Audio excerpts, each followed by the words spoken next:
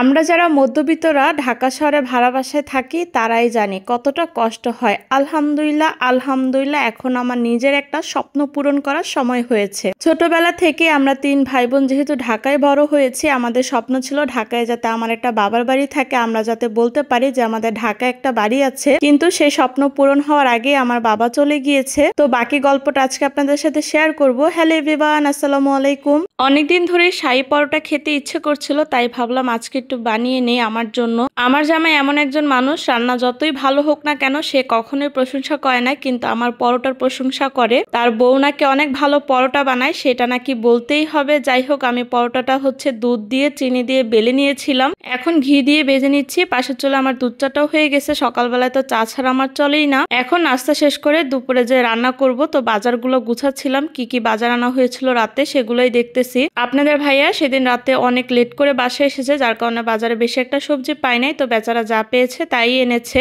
এখন আমি মশলাটা কষিয়ে নিচ্ছি। আজকে একটু দেশি মুরগি রান্না করব নতুন আলু দিয়ে। দেশি মুরগি নতুন আলু দিয়ে ঝোল রান্না করলে খেতে কিন্তু ভালোই লাগে। রাতে যেহেতু আমাদের বাসায় মেনু ঠিক করা হয়, তো আপনাদের ভাইয়ারা মুরগি রান্না করার পর বলতেছে যে আমাকে একটু সবজি রান্না করতে, সাথে একটু কচুরছড়িও ভর্তা করব। তো মাংসটা বসিয়ে দিয়ে আমি এখন সবজিগুলো কেটে রেডি করে নিব। মিক্সড একটা সবজি রান্না করব, ফুলকপি, সিম, গাজর, আলু দিয়ে। অনেক সময় আমি ডালও অ্যাড করি, আজকে ডাল ছাড়া রান্না করব। ডাল দিয়ে যদি এভাবে সবজি রান্না করা হয় তাহলে কিন্তু পরোটার সাথে খেতে অনেক ভালো লাগে, সাথে ভাতের সাথেও। আচ্ছা, একটা এখন কথা বলি, আমি যে গল্পটা শেয়ার করতে চাচ্ছি। বিয়ের পর একটা কাঁথার বালিশ দিয়ে সংসারটা শুরু করেছিলাম, যেহেতু আপনাদের ভাইয়া নিজে আমাকে পছন্দ করে বিয়ে করেছিল, তার ফ্যামিলি ছাড়া। তারপরেও সে আমাকে কোনো অভাব বুঝতে দেয়নি। সবসময় সে আমাকে আমি যা চেয়েছি তাই দিয়েছে। সে না আসলে ততটা হিসাবই না, কিন্তু আমার কোনো শখ সে অপূর্ণ রাখে নাই। বাবার বাড়িতেও সেম, আমি কোনোদিন অভাব জিনিসটা বুঝি নাই। তো আস্তে আস্তে তো সংসার শুরু করলাম। তারপর আলহামদুলিল্লাহ এখন সবকিছু সংসারে আছে। টোনাটুনি একটা সাজানো গোছানো সংসার বলা যায়। কিন্তু আমার যেহেতু দাদার বাড়ি ময়মনসিংহ, অনেকেই জানে, এর আগে যারা ভিডিও দেখেছে,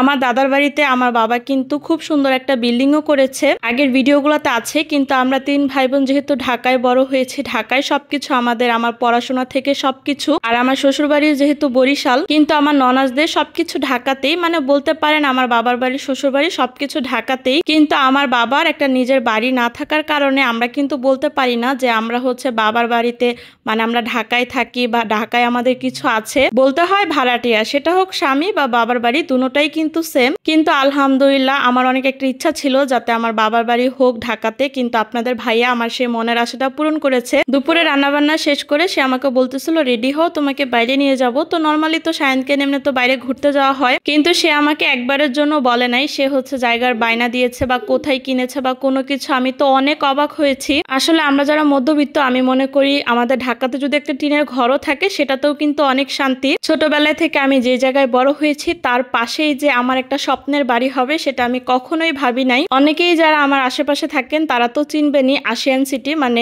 আমাদের যে জায়গাটা নেওয়া হয়েছে। ইনশাল্লাহ সবাই আমাদের জন্য দোয়া করবেন যাতে আমার মনের মতো করে আমার বাড়িটা সুন্দর করে সাজাতে পারি। জায়গাটা তো আপনাদেরকে দেখিয়ে দিলাম। ইনশাল্লাহ যখন বাড়ির কাজ শুরু করব তখন আপনাদের সাথে আরো ভিডিও শেয়ার করব। বাবার বাড়ি থাকুক আর স্বামীর বাড়ি থাকুক, তারপর আমি চাই আমার নিজের একটা বাড়ি হোক, যাতে আমার সে মনের আশাটাও পূরণ হয়। সবাই আমাদের জন্য দোয়া করবেন। আল্লাহ যেন আমাদেরকে সকল বদনজর থেকে দূরে রাখুক। আজকে যে আমি কি পরিমাণ খুশি তা বলে বোঝাতে পারবো না। মানে এত বড় সারপ্রাইজ তো আমি জীবনে কখনো আশা করি না। আর এত তাড়াতাড়ি যে স্বপ্নটা পূরণ হবে সেটাও কখনো ভাবি নাই। আবারও বলতেছি সবকিছুর জন্য আলহামদুলিল্লাহ আলহামদুলিল্লাহ। তো আমরা তো জায়গা দেখে আসার পর তারপর সন্ধ্যার দিকে বাইরে থেকে কিছু নাস্তা আনা হয়েছিল, সাব স্যান্ডউইচ, কাপ কেক, তারপর আমার শ্বশুরের জন্য পাউরুটি আর ঘিয়ে ভাজা টোস্ট আনা হয়েছিল, চিনি টোস্ট, যেটা আমার অনেক বেশি ভালো লাগে। আশা করি আজকের ভিডিওটা আপনাদের কাছে অনেক বেশি ভালো লাগবে। সবাই আমার জন্য দোয়া করবেন আর ভালো থাকবেন। আল্লাহ হাফেজ।